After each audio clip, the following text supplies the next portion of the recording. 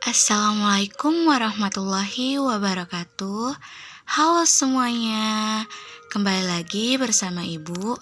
Di sini Ibu akan menjelaskan mengenai materi ancaman terhadap negara dalam bingkai Bhinneka Tunggal Ika. Baiklah, yang pertama Ibu akan menjelaskan mengenai ancaman terhadap integrasi nasional.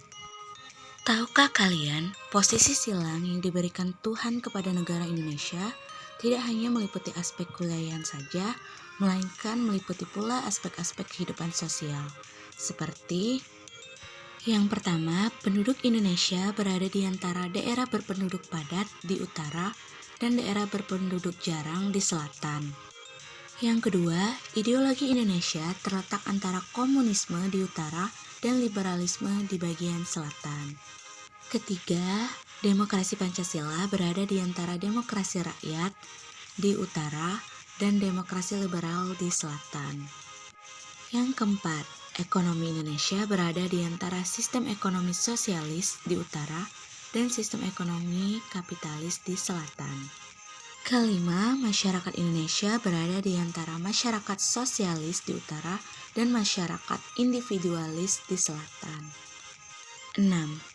Kebudayaan Indonesia berada di antara kebudayaan timur di utara dan kebudayaan barat di bagian selatan. Dan yang ketujuh, sistem pertahanan dan keamanan Indonesia berada di antara sistem pertahanan kontinental di bagian utara dan sistem pertahanan maritim di bagian barat, selatan, dan timur.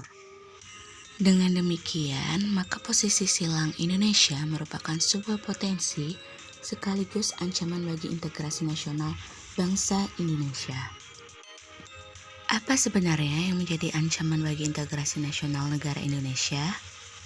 Ancaman bagi integrasi nasional tersebut dapat dari luar maupun dari dalam negeri Indonesia sendiri, dalam berbagai dimensi kehidupan. Ancaman tersebut biasanya berupa ancaman militer dan non-militer. Ancaman di bidang militer yang merupakan sebuah ancaman yang menggunakan kekuatan bersenjata yang terorganisir. Ancaman ini dinilai mempunyai kemampuan membahayakan kedaulatan negara, keutuhan wilayah, dan keselamatan segenap bangsa. Ancaman non-militer. Ancaman ini dinilai mempunyai kemampuan yang membahayakan kedaulatan negara, kepribadian bangsa, keutuhan wilayah negara, dan keselamatan segenap bangsa. Ancaman ini salah satunya disebabkan oleh pengaruh negatif dari globalisasi. Ancaman non-militer diantaranya dapat berdimensi di bidang politik, ideologi, teknologi, sosial budaya, bahkan ekonomi di Indonesia. Selanjutnya mengenai ancaman di bidang Ipolek Sosbud Hankam. Ancaman ini merupakan setiap usaha dan kegiatan baik dari dalam negeri maupun luar negeri yang dinilai membahayakan kedaulatan negara, keutuhan wilayah negara, dan keselamatan segenap bangsa. Ancaman di bidang ini bagi bangsa Indonesia dilihat dari berbagai bidang kehidupan. Yang pertama, ancaman di bidang ideologi. Secara umum, Indonesia menolak dengan tegas paham komunis dan Zionis. Namun, saat ini kehidupan masyarakat Indonesia cenderung mengarah pada kehidupan liberalisme yang menekankan pada aspek kebebasan individual. Yang kedua, ancaman di bidang politik. Yang ketiga, ancaman di bidang ekonomi. Ancaman kedaulatan Indonesia dalam bidang ekonomi diantaranya seperti Indonesia akan kedatangan barang-barang dari luar negeri dengan adanya perdagangan bebas yang tidak mengenal adanya batas-batas negara. Kemudian, perekonomian negara kita yang dikuasai oleh pihak asing. Persaingan bebas akan menimbulkan adanya pelaku ekonomi yang kalah dan menang, dan sektor-sektor ekonomi rakyat yang diberikan subsidi semakin berkurang, serta memperburuk prospek pertumbuhan ekonomi jangka panjang. Yang keempat, ancaman di bidang sosial budaya. Adapun ancaman dari luar timbul sebagai akibat dari pengaruh negatif globalisasi yang diantaranya munculnya gaya hidup konsumtif dan selalu mengkonsumsi barang-barang dari luar negeri.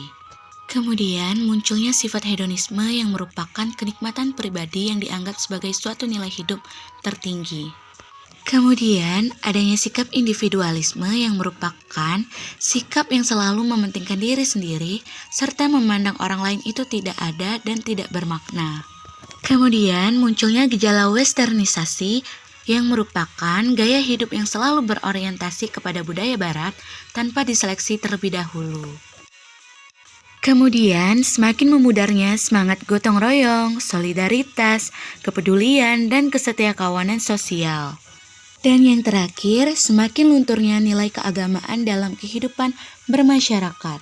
Yang kelima, ancaman di bidang pertahanan dan keamanan, di mana masih adanya masalah teror dan konflik SARA yang terjadi pada suatu wilayah memiliki tujuan yang sama, yaitu tidak ingin bangsa Indonesia hidup damai dan tentram. Kemudian, lemahnya penerapan dan penegakan hukum dan keadilan harus terus ditingkatkan. Materi selanjutnya mengenai peran serta masyarakat untuk mengatasi berbagai ancaman dalam membangun integrasi nasional.